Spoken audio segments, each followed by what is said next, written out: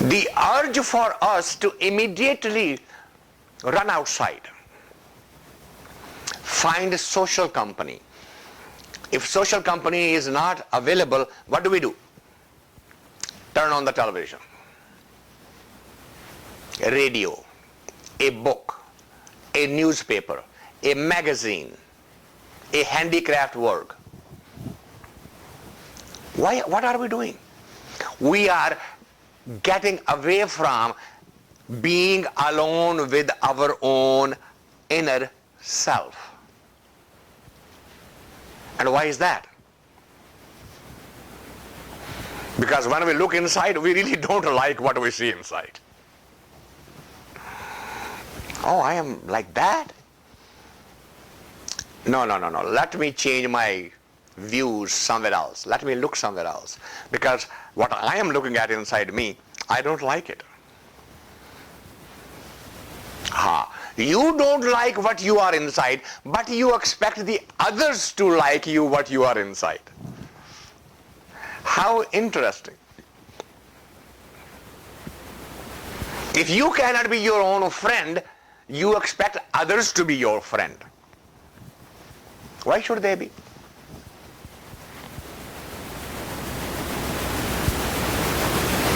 Because we want to hide behind nice sounding words and theories and philosophies and metaphors and poetry and songs.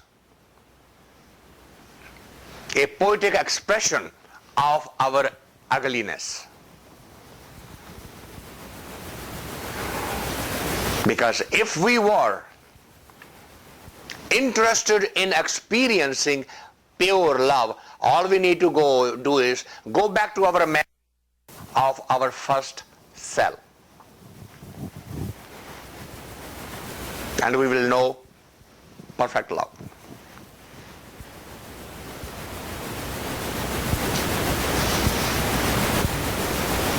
Can you live like that with anybody?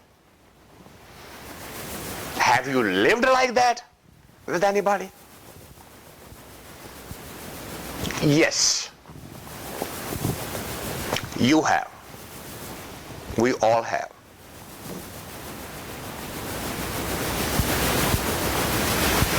And that is the moment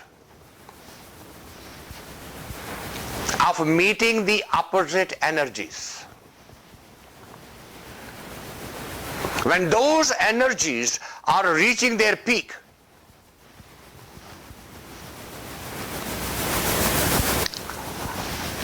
do you have the memory who is helping you to reach that peak? What age, what country, what nationality, what religion, what education, what intellect, etc., etc. Does that thought come in at that moment?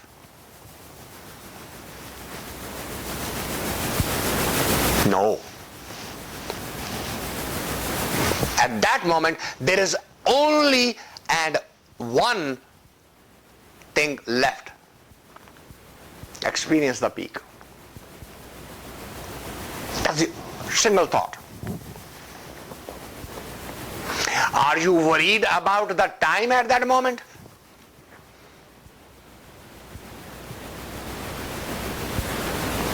You are experiencing the egolessness of the entity at that fraction of a moment. Complete egoless. And you also experience the disappearance of time. No more time. Time doesn't exist at that time, at that moment.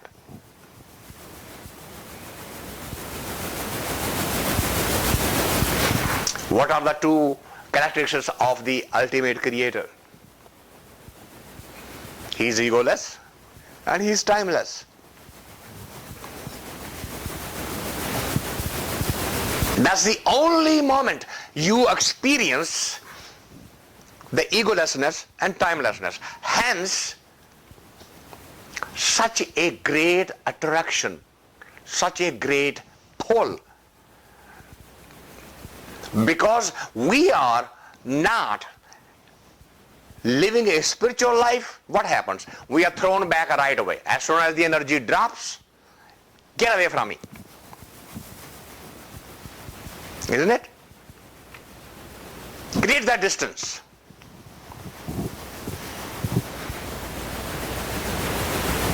But we have experienced godliness, a fraction of it for a fraction of a moment. The perfect union, the perfect love.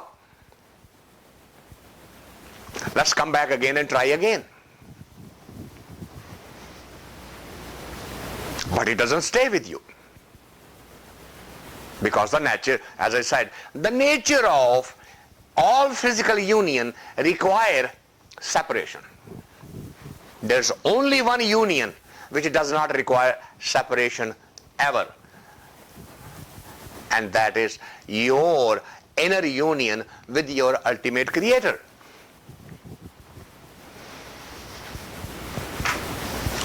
Once you are achieving that union, the ecstasy of that union, the orgasm of that union would be impossible to describe. And you will never fall back again. It will stay with you forever and ever. Which is the objective of the life, objective of this physical body.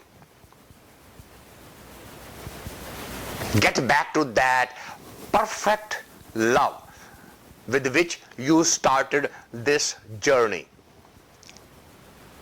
Your journey will not complete till you get back out of the same door from which you came in.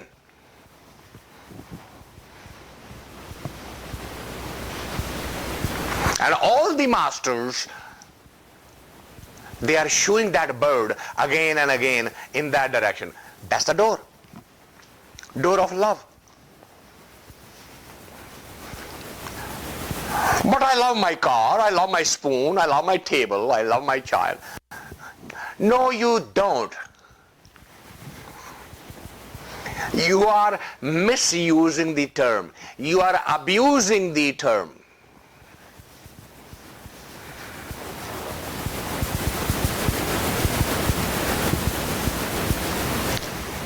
Love is not subject to change under any set of circumstances. If you love your car, let me baseball, break all the windows and the body, and I give you the junk and say, do you love the car? It's your car.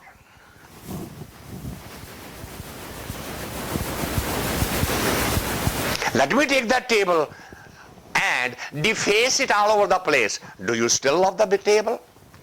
Let me take that spoon you are so much in love with. Let me bend it. Do you still love this spoon?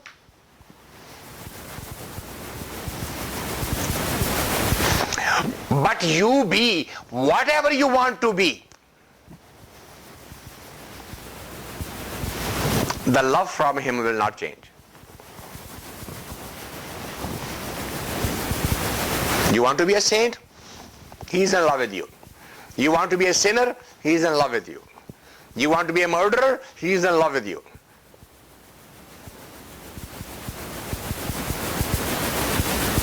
Is it not? Does he stop the sinner from breathing? Because he's not believing in me, he's cursing me all the time, let me stop his air. Does he do that? That's perfect love.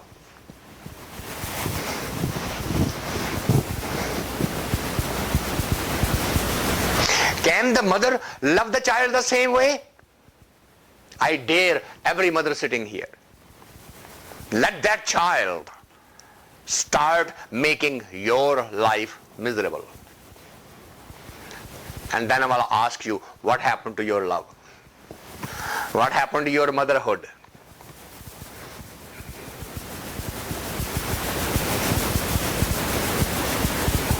Your love sustains so long as that child is fulfilling a hole in you. a need in you. You don't love the child. You love that need that needs to be fulfilled.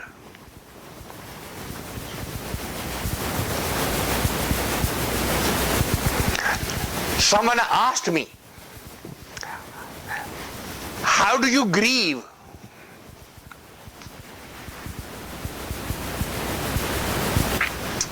For the people who die.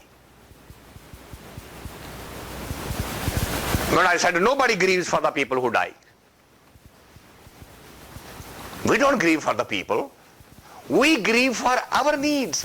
They have now disappeared and we have to find a replacement. And that replacement may not be that good.